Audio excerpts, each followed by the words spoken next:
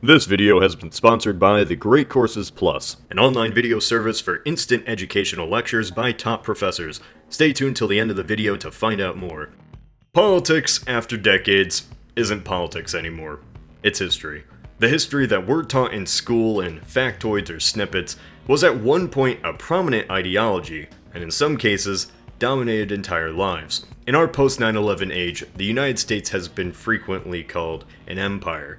And it's not too surprising to see why, since the end of World War II, for reasons understandable, and for some, purely spite the commies, the United States has expanded its influence across the globe. Of course, we're not an empire, but our influence is far beyond our borders, and is always aiming to expand to gain more connections. And while the debate about the empire term is bases across the world and aircraft carriers next to foreign lands, it wasn't too long ago that those foreign lands were, well, Utah.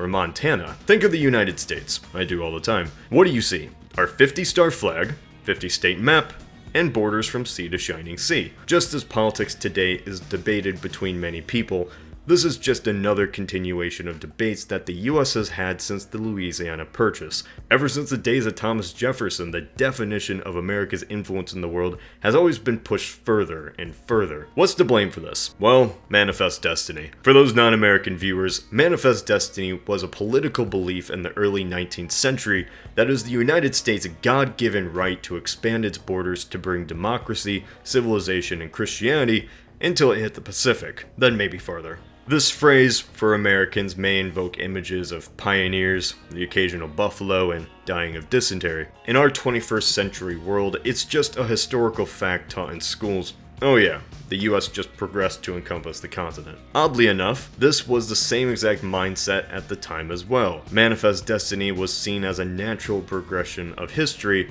for the people living there. When Jefferson bought the Louisiana Purchase, the United States' future changed forever. The country technically doubled, and after this, it was becoming the assumption that the US would probably just take the rest of this low-populated land, just sweep the natives out of the way. This idea was called continentalism, a belief that one day the US will stretch across the continent, even though at this time those future territories were under the control of Mexico and Britain. What's the difference between continentalism and Manifest Destiny? Manifest Destiny was more of a mindset. This mindset ranged wildly from person to person. For some, it was purely racial, that Europeans must move across the continent to secure themselves on the land. For others, it was to spread civilization and American democracy to foreign lands.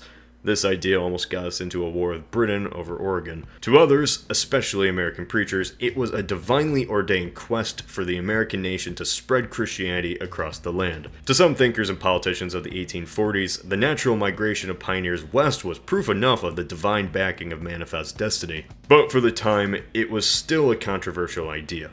As the US grew and grew, a debate began against an ever-growing nation. Would it be the small but tight-knit country mostly east of the Mississippi, or would it be the democratic empire which spread civilization across North America? So kind of a proto-version of the debate today. Isolationism versus globalism, but these foreign lands are Montana and Idaho. And as anything important in the fate of America, this important issue is stuck in everlasting tension between the two major parties. Go us. The Democrats favored immense expansion. The Whigs favored building at home and not expanding farther, and especially not for war with Britain. And this has always been the debate. The debate on the influence of the United States. It's taught that before World War I, the United States was an isolationist nation, kept to itself. Then after the war, the US was thrust into interacting with other nations, which when you think about it, doesn't make much sense. Perhaps for the early 20th century, the US wanted to stay out of the war, but the US has never been isolationist. Who is considered the embodiment of the American spirit? Pioneers and explorers. I mean, look at this guy. None of these symbols were products of isolationism. If they were, Lewis and Clark would be exploring South Carolina. Teddy Roosevelt would have avoided shooting a raccoon in a Boston alley. This is a product of historical hindsight, knowing what's going to happen after an event.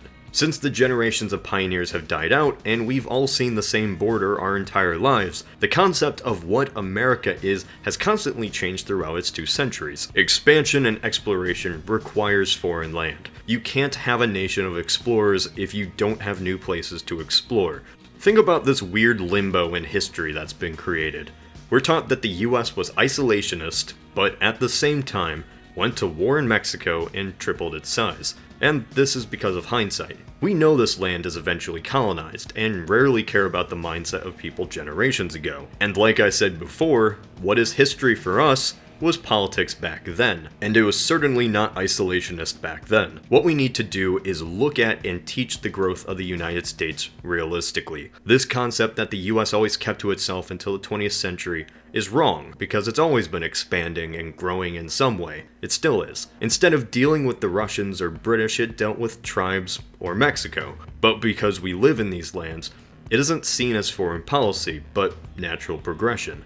And so anything past our borders is seen as expansion, when actually, that's our entire history. I love you, America, but we have to realize, we can't have always been isolationist, but expanded 3 times our size in a few decades. With the beauty of the internet, we've been able to access information at any time, any place. However, with so much info, you never truly know the quality of the information you're receiving. It's always been more secure to learn in an educational environment, and that was one that the internet never offered to the masses.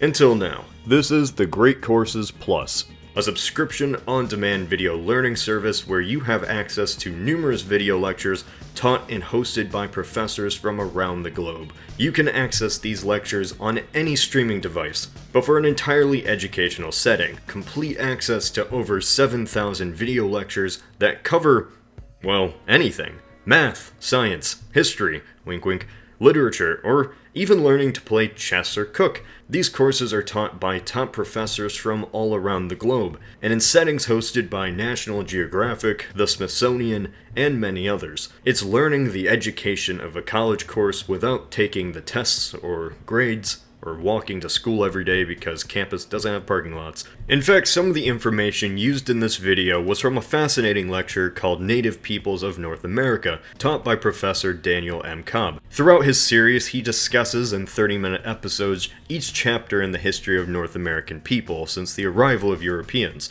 It's really in-depth content that helped aid this episode's creation. Anyway, if you want to expand your knowledge from official professors, then start right now. Click on this link to get 1 month of unlimited access to courses and videos absolutely free. Just visit thegreatcoursesplus.com/knowledge. The link is provided down in the description. So, go ahead. This is Cody of Knowledge Hub.